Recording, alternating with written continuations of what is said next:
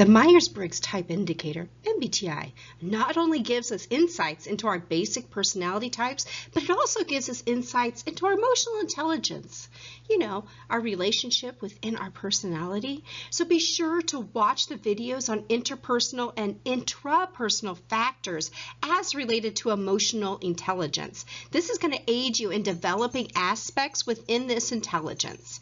Now, this series of videos is going to focus on developmental challenges and some medius tasks to employ in order to improve your emotional intelligence and to be more in tune to those around you as well as to yourself.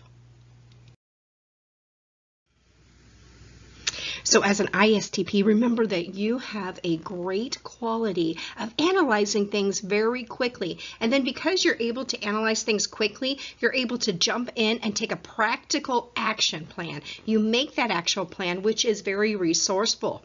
But you're also adaptive. You're easy on with change, and you're inclined to focus on your hands-on responses, especially based on your prior experiences. You're also very reliant on those concrete frameworks on how things operate, meaning that you're very pragmatic or realistic. So in your interpersonal arena, you're going to tend to reflect on values and commitments, especially when you are engaging and dealing with others. You're going to seek out new ideas, new explanations, new frameworks for every situation, but also remember that you need time to solicit and process new information before you evaluate a situation, and that goes along with your sensing preference.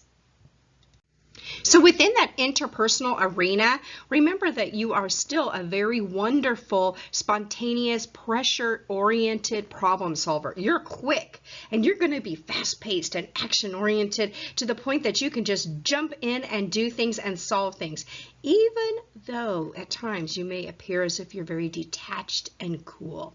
So when you're working on this interpersonal arena, remember that empathetic responses are very, very important to others. Not only are they important to others, but they will empower others, and especially those who may be under you.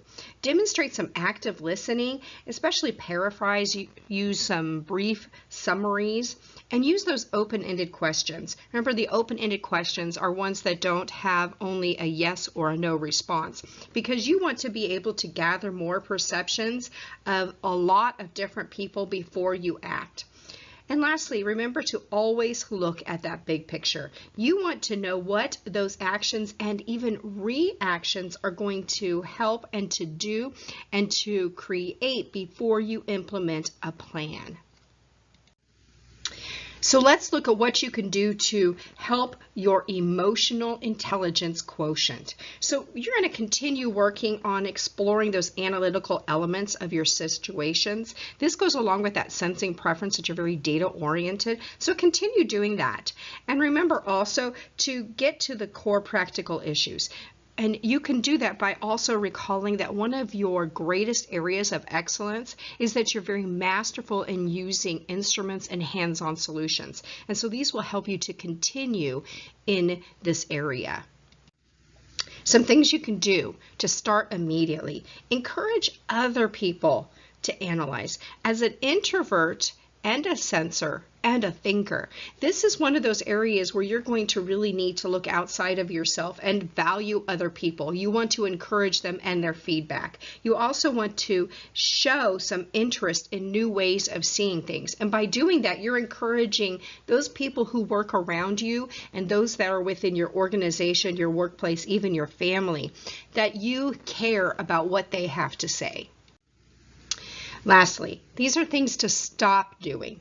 So stop being detached. This is something that's very easy for you to do within interpersonal situations, but you want to really develop those less preferred functions, the tertiary function, less preferred function of feeling and also intuition. And this is where you can do that by having more connection with other people. Also, you want to look at the context of everything. Notice the big picture, and this goes along with intuition.